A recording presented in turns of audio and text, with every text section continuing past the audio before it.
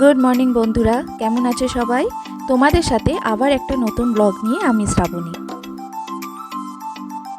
আজকে ব্লগটা শুরু করছি একটা অন্য জায়গা থেকে, দেখলেই বুঝতে পারবে। এটা একটা স্টেডিয়াম, এখানে খেলাধুলাই হয়। এখানে আমার ছেলে ক্রিকেট খেলে। আর দেখো এখানে একটা মাল্টি জিমও আছে, এটা স্টেডিয়ামের ওপরেই। আর ওই যে ওরা ওখানে দূরে খেলাধুলা করছে, ও এখানে ক্রিকেট খেলে। এটা ইস্টার্ন রেলওয়ের একটা স্টেডিয়াম, এখানে বিভিন্ন রকমের খেলাধুলা হয়।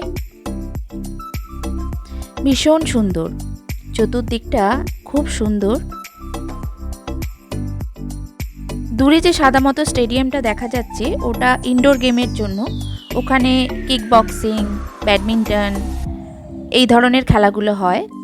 আর মাঠে সাধারণত ক্রিকেট টুর্নামেন্টগুলো হয়। এতদিন ওর পরীক্ষা চলছিল বলে না, ও আসতেই পারেনি। আর পরীক্ষা শেষ হওয়া মাত্রই শুরু করেছে, মামাম নিয়ে চলো আমাকে আগে খেলাতে। তো আজকে সানডে, আজকে সকাল সকাল আমি আর ওর বাবা দুজনেই চলে এসেছি। ওকে এখান থেকে দিয়ে সোজা চলে যাব বাজারে। এখানে সপ্তাহে 4 দিন খেলা হয়। আমার ছেলে 4 দিন আসতে পারে না, কারণ ওর স্কুল থাকে। স্যাটারডে সানডে মর্নিংয়েই আসে, আর টুইসডে আর থার্সডেতে ইভিনিংয়ে। সবসময় সম্ভব হয় না ইভিনিংটা অ্যাটেন্ড করা। এখন যেহেতু অনেক স্কুলগুলো এখনও পর্যন্ত পরীক্ষা শেষ হয়নি, তাই স্টুডেন্টের সংখ্যা অনেকটাই কম। না হলে স্যাটারডে সানডে প্রচুর স্টুডেন্ট আসে এখানে। গরমকালে মর্নিংয়ের দিকে খেলাধুলাটা হয় বলে বাচ্চাদের কষ্টটাও একটু কম হয়, কারণ যত বেলা হয় তত রোদটা বাড়তে থাকে আর তত কষ্টটাও হয়।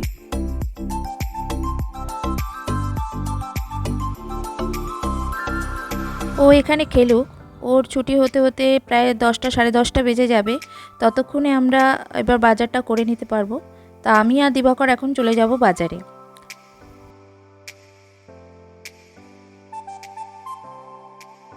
এখানের মেনটেনেন্সটা খুব ভালো। এখানে মাঠটাও যেরকম মেনটেন করা হয়, তেমন আশপাশগুলো খুব ভালোভাবে মেনটেন করা হয়। দেখো খুব সুন্দর সামনের দিকে একটা ফুলের বাগান করেছে। বিভিন্ন রকমের ফুল আছে এখানে, গাঁদা, ডালিয়া, পিটুনিয়া।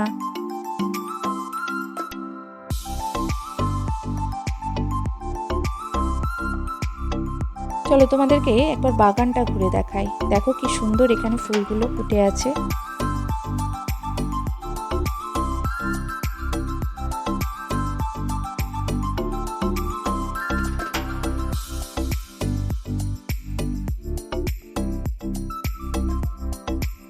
বাজার করে চলে এসেছি, এবার করবো একটু টিফিন, কারণ সকালবেলা সেভাবে কিছুই খাওয়া হয়নি, শুধু চা আর বিস্কুট ছাড়া। আর এখন দিবাকরকে একটু টিফিন দেবো, ও আবার ছেলেকে যাবে আনতে। একটু ডিম টোস্ট করছি, দিবাকরও খাবে, আমিও খাবো, আর ছেলের জন্য একটু বানিয়ে রাখবো। সকালবেলা ও সেরকম কিছু টিফিন করে যায়নি। আজকে রোববার, তাই বাজারেও বেশ ভিড় ছিল, তাই জন্য আর ওখানে আর ভিডিও করিনি কিছু। এখন শুধু টিফিনটা করে নেব, তারপরে মাছ যা এনেছি সেগুলো ধুয়ে নেব তাড়াতাড়ি করে। আজকে আবার রান্না বান্নার কোনো ঝামেলা নেই আমার। বোনের বাড়িতে যাব, ওর বাড়িতে আজকে দুপুরের খাওয়া দাওয়াটা সারবো। তারপর আবার ওখান থেকে চলে যাব একটু মাসকাবারি তুলতে। আমার আবার মাসের প্রথমে মাসকাবারি না তুললে না খুব অসুবিধা হয়, কারণ দিবাকরে তো সবসময় ছুটি পায় না। ছেলের পরীক্ষা শেষ, এখন প্রায় 1 মাস ছুটি। সব বন্ধুরা এদিক ওদিক ঘুরতে যাচ্ছে, ও শুনছে আর আমাকে বায়না ধরেছে, মামা আমরাও চলো কোথাও ঘুরে আসি। বাট আমার না এই সময়টা একদম হয় না, এই কারণেই, কারণ ওর বাবার এই সময়টা একদমই ছুটি পায় না। মার্চ মাস তো ইয়ার এন্ডিং মাস, তার জন্য একদমই ছুটি পায় না। তাই জন্য আমাদের এই সময়টা কোথাও যেতে পারি না আমরা।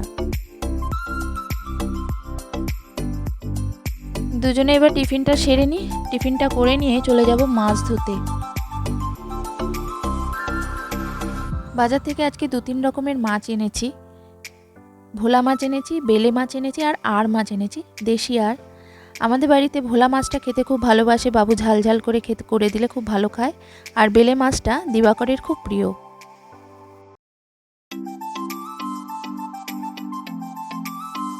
আমি আর দিবাকর চলে এসেছি রিলায়েন্স স্মার্ট বাজারে। ছেলেকে আনিনি, ছেলে ওর মনির বাড়িতেই আছে। ওকে পরে ওর মামা দিয়ে যাবে। মামা বলতে আমার বোনের বরকেই ও মামা বলে, হয়তো মেশো সম্পর্কে, কিন্তু বলে মামা। যাই হোক, আজকে দুপুরবেলা খাওয়া দাওয়া সারতে সারতে অনেকটা বেলা হয়ে গেছে, তাই আর ইচ্ছে করছিল না ওখানে বসে কিছু ভিডিও করার।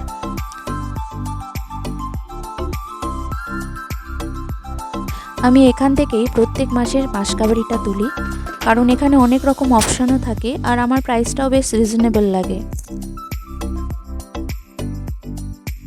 এখানে ভালো জিনিসের অফারও দেয়, আবার ডিসকাউন্টও থাকে।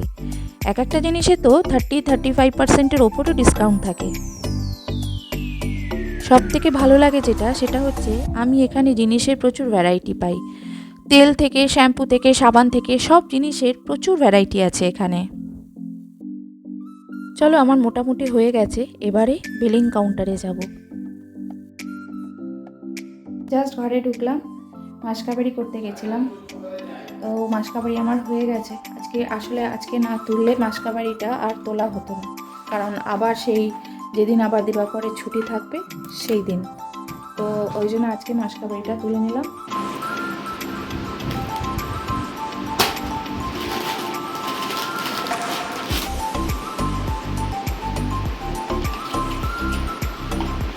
সবে মাসকাবারি করে এসে ফিরলাম, এখন এগুলো সব এক এক করে আমাকে গুছাতে হবে, তো আমাকে লিস্ট ধরে ধরে মিলিয়ে গুছিয়ে রাখতে হবে। তো যাই হোক, আজকে আর এই ব্লগটা বেশি বড় করছি না, আজকে আমি এখানেই ব্লগটা শেষ করছি। দেখা হবে তোমাদের সাথে আবার অন্য কোনো নতুন ব্লগে। তোমরা সবাই ভালো থেকো, সুস্থ থেকো। আজকের মতো টাটা।